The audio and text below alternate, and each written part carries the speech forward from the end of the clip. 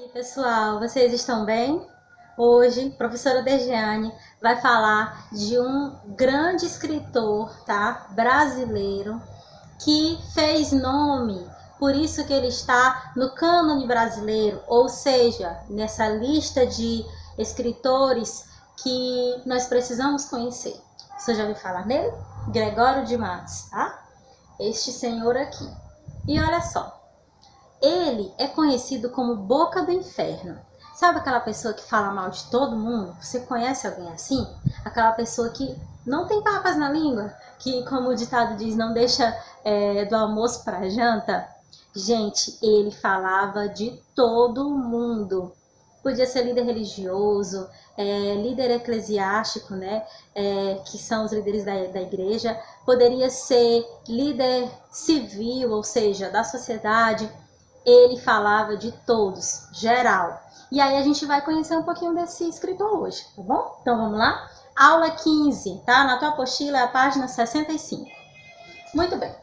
Gente, o nome dele é Gregório de Matos Guerra. Ele nasceu em Salvador, que era então capital do Brasil, na Bahia, no dia 23 de dezembro de 1636, período do Barroco, né? O período que a gente está estudando, essa escola literária, a gente está estudando aí, vendo como que funcionou essa tendência na literatura e também nas artes plásticas. Muito bem. Ele é filho de um pai português e da mãe brasileira, e ele nasceu numa família rica, uma família influente. E aí, ele estudou, então, em bons colégios, né? Teve uma boa educação. Estudou no Colégio da Companhia de Jesus, Humanidades. Certinho. Gente, ele é considerado o maior poeta barroco brasileiro, tá? Desenvolveu uma poesia amorosa, lírica, religiosa, mas ele se destacou principalmente pela poesia satírica, ou seja, essa poesia de escárnio, de falar mal dos outros, de expor então esses podres, né, colocar aí a sua opinião de uma maneira bem clara, bem explícita. Por isso que ele é considerado Boca do Inferno, certo? Ele também teve uma formação em Portugal. Ele foi para Portugal estudar em Coimbra, na Universidade de Coimbra, estudou lá direito, tá? E aí ele ficou lá por algum tempo, exercendo alguns cargos e escreveu seus primeiros poemas satírico nesse momento, no cargo de curador de órfãos e juiz de Alcácer. Em 1678 ele ficou viúvo e aí ele recorreu então ao arcebispo da Bahia para voltar ao nosso Brasil. Muito bem. Como eu havia mencionado, ele é considerado Boca do Inferno porque ele falava mal de todo mundo, né? E aí, quando ele volta para Salvador, ele fica então junto à corte portuguesa, tem um cargo lá, procurador da cidade. Levava uma vida boêmia, escrevia os seus versos falando mal de todo mundo, né? Sacaneando com a cara de todos. E aí, ele não poupava ninguém, como eu mencionei para vocês. Era líder religioso, líder do país, todo mundo, ele falava mesmo. A produção poética dele não se limitou somente a essa poesia satírica, tá? Ele tem essa poesia satírica, com a crítica social em evidência. Ele tem também uma satírico graciosa, que é uma sugestão erótica, que a gente tem aí. Inclusive, temos um exemplo na página 65 que a gente vai já ler. E ele tem uma poesia também lírica, né? Lírico-amorosa, lírico-religiosa e lírico-reflexiva, mostrando aí um pouco mais dos seus sentimentos, tá?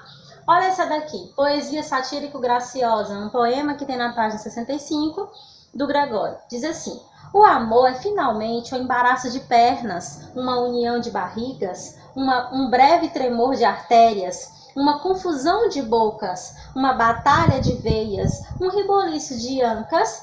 Quem diz outra coisa é besta. Ancas é essa parte aqui meio do quadril, né, que liga aqui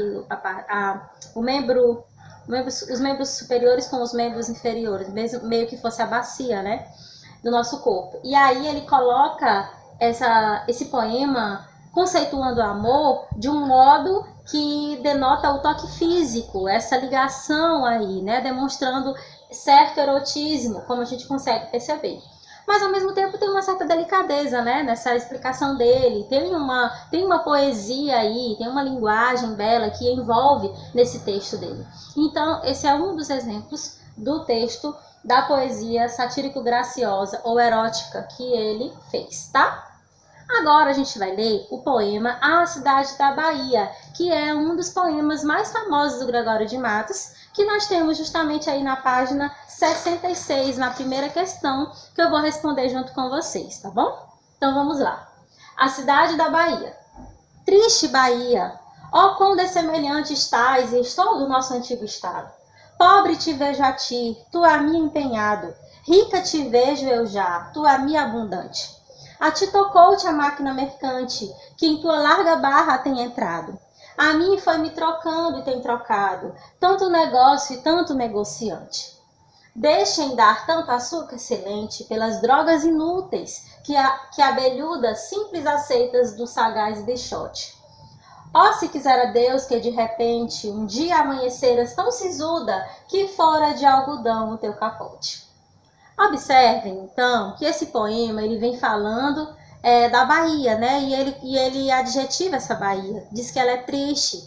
Na concepção dele, é isso que significa a Bahia nesse momento, porque ele vem falando que vê o Estado como pobre, que antes era rico, era abundante, e aí ele fala dessa máquina mercante que a gente tem aí no vocabulário do poema, significando justamente a economia local. Então ele faz uma referência a essa economia do Estado, que nós sabemos que até então o Brasil era colônia, ou seja, muito explorado por Portugal, eles levavam as nossas riquezas para lá, para a Europa, e a gente sabe então que estava havendo trocas, né? Como ele coloca aqui, a mim foi me trocando, tem trocado, tanto negócio e tanto negociante. Então ele faz essa referência a esses negócios que estão sendo feitos na Bahia, que consequentemente tem acarretado na pobreza, nessa diminuição de riqueza do Estado, né? Do Brasil.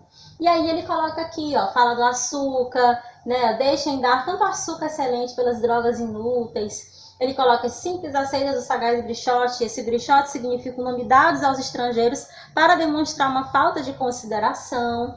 E aí ele coloca aqui no final também o capote, ó, que fora de algodão o teu capote, sendo que esse capote é uma capa de proteção.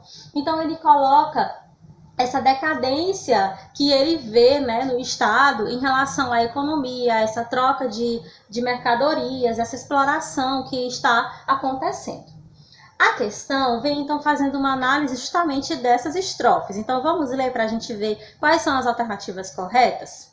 Primeira, o poema faz parte da produção satírica de Gregório de Matos, visto que ridiculariza vícios e imperfeições e assume um tom de censura. Dá para a gente perceber essa sátira nesse poema? Ele ridiculariza os vícios e as imperfeições? Sim, né? Ele está ridicularizando aqui o vício da troca, dessa mercadoria, desse exagero que está fazendo com que o estado dele empobreça. Ele vem colocando isso pra gente, né? Com esse tom aí de censura, tá? Então a número 1, essa assertiva está correta. E a 2, as figuras do desconsolado poeta, da triste Bahia e do sagaz Brichote são imagens poéticas utilizadas para expressar a existência de um triângulo amoroso. Na verdade, esse poema não tem nada a ver com triângulo amoroso, né? Quando a gente olha aí o significado de Brichote, é o nome dado aos estrangeiros para demonstrar falta de consideração. Então não tem a ver com triângulo amoroso. Esse poema tem uma temática voltada para a economia do Estado, tá? Então a 2 tá errada. 3. O poema apresenta a degradação da Bahia, em virtude do sistema de trocas imposto à colônia. Tem um A aí, viu, gente? Não saiu aqui, mas está aí na apostila. O qual privilegiava os comerciantes estrangeiros.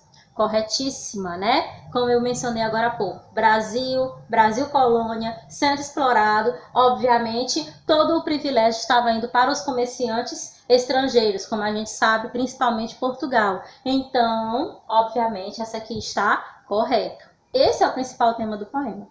E 4.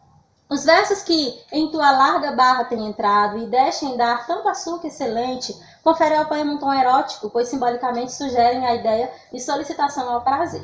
Nada a ver, né? Essa parte aqui não é erótica. A gente viu um exemplo do poema erótico dele naquele poema que eu acabei de ler, o poema anterior, que está aí na página 65. Então, essa daí não está correta. Portanto, a alternativa correta é a que considera a 1 e a 3, ou seja, letra B, certo? Marca aí na tua apostila. E finalizando, Gregório de Matos, assim como o Padre Antônio Vieira, são escritores do Barroco, desse período aí do Barroco. E aqui eu coloquei para a gente relembrar, né, que eu já trabalhei essa aula, para a gente relembrar algumas características que vocês vão conseguir encontrar nas obras dele, tá, nos poemas, que vão ajudar vocês a responder os exercícios. Então, o que a gente consegue encontrar nessa obra? Contradições, a oposição entre a matéria e o espírito, né? Esse desequilíbrio, essa instabilidade de ideias por conta do momento histórico que eles estavam vivendo, a reforma com a contra-reforma, esse jogo aí dual entre a carne e o espírito, a religiosidade, a não religiosidade, tá? Tudo isso a gente consegue perceber. Uma linguagem rebuscada, muitas figuras de linguagem, metáforas, hipérboles, paradoxos, tá certo? E o cultismo e o conceptismo, né? Que são os jogos de palavras e os jogos de ideias. A gente consegue perceber também, ok? Então, essa é a marca do Gregório. Tem poemas, assim, lindíssimos, belíssimos. O grande Boca do Inferno, né? Conhecido assim. E vocês vão ter esse contato maior com ele por meio dos exercícios. Ah, uma coisa interessante é que no final da vida, ele se arrependeu muito de ter falado tão mal das pessoas. E aí ele escreve muitos poemas religiosos no final, se referindo a Jesus Cristo, né, enaltecendo esse lado da fé que ele possuía ainda em seu coração. E ele acaba, então, escrevendo diversos poemas religiosos, tá bom? E demonstrando, né, esse arrependimento de ter falado tão mal de todo mundo. Então, gente, conheçam mais o Gregório por meio dos exercícios, tá? Respondam direitinho, depois a gente tira as dúvidas nas lives, tá? Um cheiro, um abraço, fiquem com Deus e até o nosso próximo encontro.